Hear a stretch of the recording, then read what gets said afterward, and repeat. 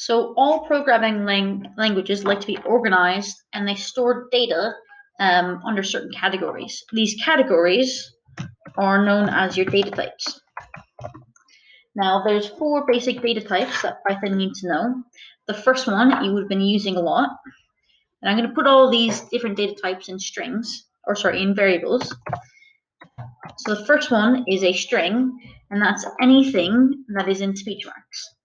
So, for example, I can have a name, so Miss Towns.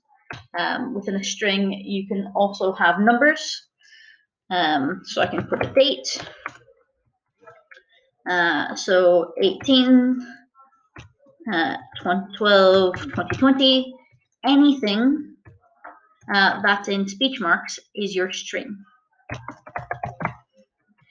You'll notice that when you do the next 2 data types, which are your numbers, it's not green. So the next data type we need to look at is an integer. Now you should recall from your basic math that integers are just your whole numbers. So for example, you might want to store things like your age as a whole number,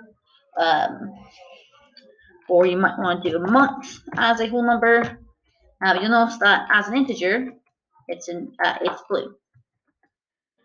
Now the difference between these, if you want to have a decimal in Python, that's called a float.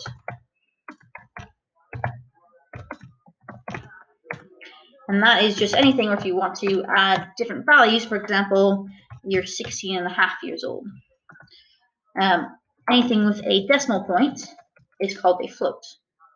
Now the last data type that you'll really use, and there's more, these are just the common ones, is something called a boolean value.